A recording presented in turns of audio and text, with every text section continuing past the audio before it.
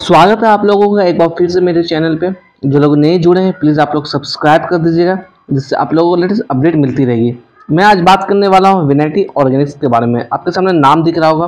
अगर हम लोग आज की बात करें 27 मार्च के दिन लगभग 2.5% की गिरावट आज हमें देखने को मिली है। अगर इस गिरावट को हम लोग कंपेयर करें 5 दिनों से तो आप देख पा रहे होंगे लगभग 6.5% के आसपास 5 दिनों में ये स्टॉक गिर चुकी है। अगर एक महीने की हम लोग बात करें तो लगभग 6.58% दिखता हुआ नजर आ रहा है। अगर 6 महीने से कंपेयर करें लगभग 18% स्टॉक ये गिर चुका है।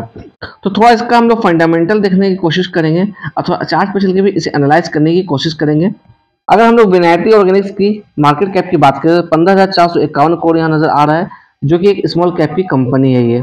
अगर हम लोग स्टॉक पी की बात करें तो 44.4 नजर आता हुआ दिख रहा है। अगर स्टॉक पी को कंपेयर करें हम लोग इंडस्ट्री पी से तो कहीं ना कहीं स्टॉक ओवर वैल्यूड नजर आता हुआ दिख रहा है। बुक वैल्यू की बात करें 225 दिखता हुआ नजर आ रहा है। अगर हम लोग बात करें रिटर्न ऑन कैपिटल एम्प्लॉयड की तो 30.4% दिख रहा है। रिटर्न ऑन इक्विटी की बात करें तो 22.6% दिख रहा है। अगर प्राइस टू अर्निंग की बात करें तो 44.4 दिखता हुआ नजर आ रहा है। फ्री कैश फ्लो की बात करें 112 दिख रहा है। अगर कर्ज की बात करें तो ऑलमोस्ट ये कंपनी कर्ज फ्री यहाँ पर नजर आती हुई दिख रही है।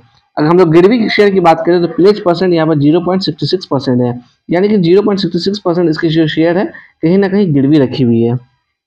अगर हम लोग प्रॉफ की बात करें तो कंपनी लगातार अपनी कर्ज को कम करती हुई नजर आ रही है। और वहीं हम लोग बात करें डिविडेंड के बारे में तो अच्छा 19.3% के आसपास हेल्दी डिविडेंड भी दे रही है। अगर कॉन्स की बात करें तो किसी भी तरह का नेगेटिव इम्पैक्ट अभी तक नहीं है इस पर। अगर हम लोग क्वार्टरली रिजल्ट की बात करें दिसंबर 2022 को अगर कंपेयर करें दिसंबर 2023 से तो लगातार गिरावट हमें देखने को मिल रही है। ईयर ऑन ईयर बेसिस पर कंपेयर करें या फिर क्वार्टर ऑन क्वार्टर बेसिस पर कंपेयर करें, यानी कि सेल्स में लगातार गिरावट हमें देखने को मिल रही है। अगर हम लोग नेट प्रॉफिट की बात करें तो नेट प्रॉफिट भी ईयर ऑन ईयर बेसिस पे कम होता हुआ दिख रहा है।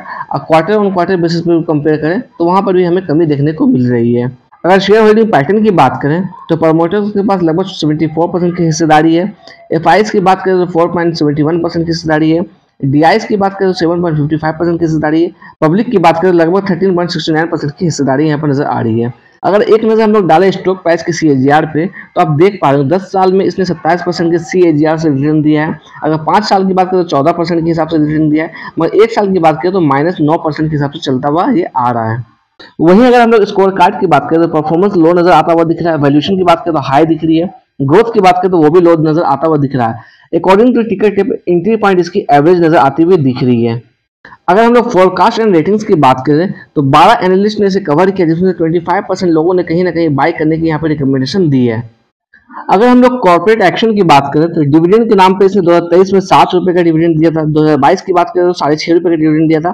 2021 की बात करें तो 6 रुपए का डिविडेंड दिया था, यानी कि अच्छा खासा हेल्दी डिविडेंड भी देती हुई आ रही है। वहीं हम लोग बात करें 2020 में तो 5 रुपए का दिया था। 2020 में इसने 2 रुपए के फेस वैल्यू से स्प्लिट भी किया था यहाँ पर। तो डिविडेंड भी अच्छा खासा यहाँ पर देती हुई आ रही है, आप देख रहे होंगे यहाँ पर। अगर हम लोग समय में थोड़ा पीछे जाकर देखें तो 2016-2007 में लगभग 50 पैसे का डिविडेंड इसने दिया था। ओवरऑल देखा जाए तो अच्छा खासा यहाँ डिविडेंड देते हुए नजर आ रही है ये स्टॉक। अगर हम लोग टेक्निकल की बात करें तो 10 सालों में इसने 1076% का रिटर्न बना के दिया है। वही कंपेयर करें 5 सालों में तो यानी कि 85% का रिटर्न बना के दिया है। 2 सालों से बात करें तो लगभग 23% की फॉल डाउन देखने को मिली है। अगर 1 साल की बात करें तो लगभग 15% का स्टॉक ऊपर के लेवल से गिरता हुआ नजर आ रहा है।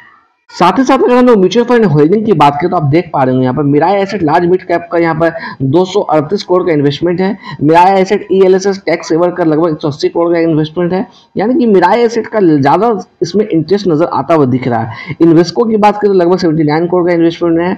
PGIM इंडिया मिड कैप की बात करें तो लगभग 68 करोड़ का इन्वेस्टमेंट है। आदित्य बिरला सन लाइफ की बात करें तो लगभग 50 करोड़ का इन्वेस्टमेंट है, यानी कि अच्छा खासा इन्वेस्टमेंट यहाँ पर म्यूचुअल फंड का भी पड़ी हुई है।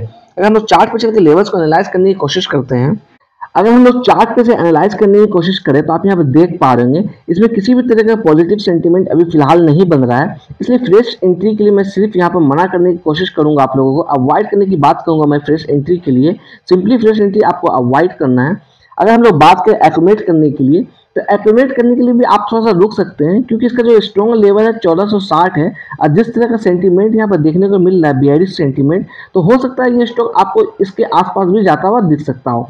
इसलिए सिंपली आप एवरेज आउट करने के लिए भी वेट करिएगा और फ्रेश पोजीशन के लिए तो फिलहाल के लिए आप अवॉइड करिए। अगर मैं बात करूँ थोड़ा समय में पीछे जाकर तो मैं आपको लेवल आइडेंटिफाई कराने की कोशिश करूंगा। तो ये जो लेवल आप देख पा रहे हैं, मैं इस लेवल की बात कर रहा हूँ। ये लेवल जहां से ये रेजिस्टेंस फेस करता हुआ नजर आ रहा था, तो ये लेवल हमारा कहीं ना कहीं सपोर्ट बनता हुआ दिख रहा है, जो कि 1460 का लेवल है। तो स्टॉक अभी हमारा आसपास यहाँ पर ट्रेड करता हुआ दिख रहा है 1500 के लेवल के आसपास। तो हमारा जो रेजिस्टेंस था पहले वो कहीं ना कहीं अब ये सपोर्ट का रोल करता हुआ यहाँ पर दिख सकता है। तो इसलिए सिंपली थोड़ा सा वेट कर लीजिए, जल्दबाजी नहीं करना है किसी भी तरीके का। अगर चार्ट को मैं 1 वीक के टाइम फ्रेम में लगा के आपको दिखाने की कोशिश करूं तो आप देख पा रहे होंगे यहाँ पर, अगर आपका लॉन्ग टर्म का व्यू है इस स्टॉक में तो आपको इसकी फंडामेंटल को देखने की जरूरत है। समय समय पर आप इसका फंडामेंटल चेक करते रहिए, क्योंकि ये एक स्मॉल कैप की कंपनी है, तो इसलिए आप थोड़ा समय समय पर इसे एनालाइज करते रहिए अगर आपका लॉन्ग टर्म का व्यू है। अगर आपका व्यू स्विंग ट्रेडिंग के पर्पज से है या फिर शॉर्ट टर्म का पर्पस आप यहाँ पर रखते हैं, शॉर्ट टर्म का व्यू आप यहाँ पर रखते हैं, तो आपको यहाँ पर सिंपली मोमेंटम का वेट करना पड़ेगा, क्योंकि आप देख पा रहे हैं अभी किसी भी तरह का बुलिश मोमेंटम यहाँ पर फॉर्म होता हुआ नहीं दिख रहा है। अगर आज की भी बात करें तो लगभग 2.5% के आसपास ये स्टॉक गिर चुका है आज के दिन, तो इसलिए सिंपली थोड़ा सा वेट करिएगा। जैसे ही आपको बुलिश मोमेंटम मिलता है तभी कहीं ना कहीं स्विंग ट्रेडिंग के पर्पज से आप पोजीशन बना सकते हैं या फिर शॉर्ट टर्म का व्यू आप रख सकते हैं। अगर बात करो किसी ने स्विंग ट्रेडिंग के पर्पज से या शॉर्ट टर्म के पर्पज से ऊपर के लेवल पर बाई किया हुआ और कहीं पर ट्रैप हो गए होंगे तो सिंपली आपको वेट करना पड़ सकता है यहाँ पर, क्योंकि जब तक इसमें मोमेंटम नहीं दिखेगा बुलिश मोमेंटम तब तक ये स्टॉक ऊपर के लेवल पर जाता हुआ नहीं दिख सकता है। अगर समय में मैं थोड़ा पीछे जाकर दिखाने की कोशिश करूं तो इसमें अच्छी खासी तेजी यहाँ पर देखने को मिली थी, तो हो सकता है ये यहाँ से कहीं ना कहीं करेक्शन होता हुआ भी दिख सकता है, क्योंकि ये एक स्मॉल कैप की कंपनी है। अगर साथ ही साथ बात करें हम लोग तो ये केमिकल सेक्टर से बिलोंग करती है, तो केमिकल सेक्टर के स्टॉक में वैसा कुछ अभी चल नहीं रहा है जिससे बुलिश मोमेंटम आने को दिखे, तो सिंपली आपको कह सकता हूं मैं कि आपको वेट करना पड़ेगा। और फ्रेश एंट्री के लिए मैं अवॉइड करने की बात करूंगा। अगर आपको रिस्क पे लेकर फ्रेश एंट्री लेना चाहते हैं तो 1460 का आप स्टॉप लॉस जरूर से जरूर रखिएगा, तभी आप कहीं ना कहीं आप सेफ जोन में जा सकते हैं। आई होप ये सारी चीजें आपको क्लियर होगी। जो लोग नए हैं मेरे चैनल को प्लीज आप लोग सब्सक्राइब कर दीजिएगा, जिससे आप लोगों को लेटेस्ट अपडेट और नोटिफिकेशन मिलती रहेगी।